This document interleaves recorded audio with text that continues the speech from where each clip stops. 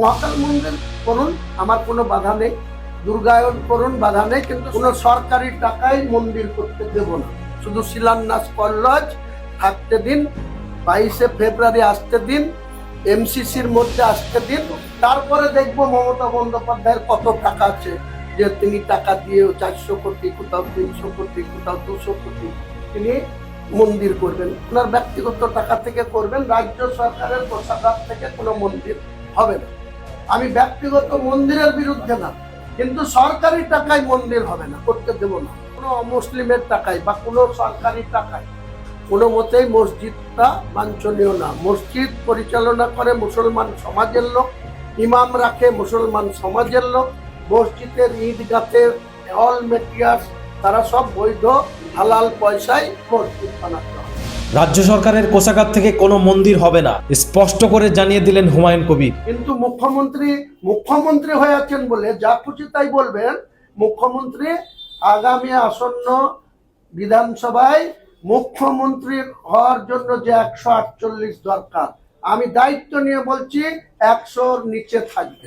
সেদিনকে ওনার ঘুম ভাঙবে, সেদিনকে ওনার মিথ্যা কথা বলা আর এই পুলিশকে নিয়ে যেখানে সেখানে ইডিকে খাজে বাধা দেওয়া আর এইভাবে উদর ঘাড়ের বোঝা বুদর ঘাড়ে চাপানো ঠিক বন্ধ হয়ে যাবে। লাস্ট মসজিদ করার পরিকল্পনা নিয়েছেন, কিন্তু আজকেই মুখ্যমন্ত্রী শিলিগুড়িতে মহাকাল মন্দিরের শিলান্যাস করছেন, এইটা কিভাবে দেখছেন? মহাকাল মন্দির করুন, আমার কোনো বাধা নেই।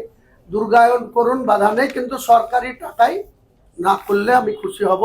আর যদি উনি উদ্বোধন করছেন, দুর্গায়ন করেছেন, আমরা বলছি আগামী দিনে আমরা যারাই ক্ষমতায় আসুক, বাংলার মুখ্যমন্ত্রী যেই হোক, হুমায়ুন কবিরের জনতা উন্নয়ন পার্টির 100 জন এমএলএ সমর্থন ছাড়া সরকার হবে না। আর আমরা কোনো সরকারি টাকায় মন্দির করতে দেব না।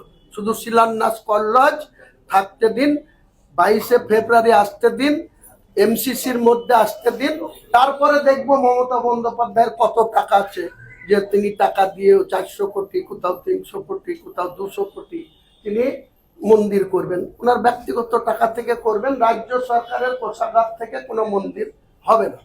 আমি ব্যক্তিগত মন্দিরের বিরুদ্ধে না, কিন্তু সরকারি টাকায় মন্দির হবে না, করতে দেব না। আর মসজিদ মসজিদ তো পাবলিকের টাকায়, মুসলমান কমের টাকায়। মসজিদের কাজ তো 10ই ফেব্রুয়ারি শুরু হবে।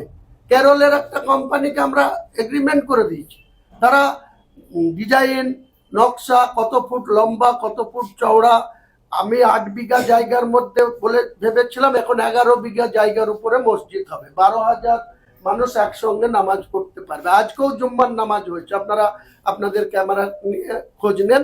আজকেও আমি প্রথমে পরপর 4টে জুম্মায় আমি নিজে ছিলাম। গত জুম্মাতে আমি ফুরফুরা শরীফে ছিলাম, আজকের জুম্মাতে আমি ডিফেন্সের অফিসার আমাকে চিঠি দিয়ে ডেকেছিল, তাই আমাকে আসতে বাধ্য হয়েছিল। এই মসজিদ চার্চ সবই বলছে সরকারি টাকায় মসজিদ হওয়া উচিত না।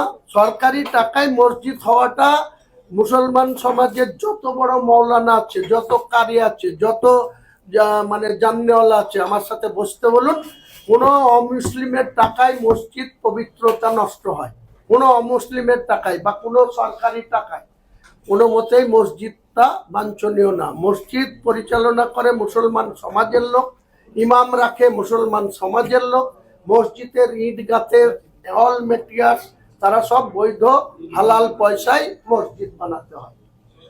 একটা কোশ্চেন, এসআইআর শুনানি নোটিশের বিরোধিতায় চাকুলিয়ায় কালাম ভিডিও অফিস ভাঙচুর, পুড়িয়ে দেওয়া হয়। মহাত্মা গান্ধী এটা চালালো কারা? দেখুন, যারাই চালাচ্ছে এটা ঠিক না। এখানে ফারাক্কার এমএলএ মনিরুল ইসলামও 2 দিন আগে বিডিও অফিসে গিয়ে আক্রমণ করেছে। তাহলে মমতা বন্দ্যোপাধ্যায় দলের কি নীতি আছে?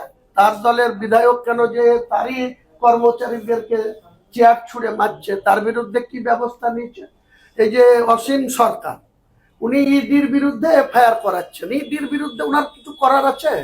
উনি অসীম সরকার একটা কোরআন নিয়ে উল্টো পাল্টা বললে 100টা এফআইআর হয়েছে, তাকে ধরতে পারে না ইডির বিরুদ্ধে।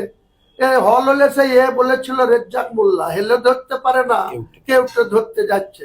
তো এদের ক্ষমতা নাই একটা অসীম সরকারের মতো বিজেপির গায়ক বিধায়ককে গায়ে টাচ করার। সেন্ট্রাল এজেন্সির বিরুদ্ধে এফআইআর করছে, শুনেও হাসি পায়।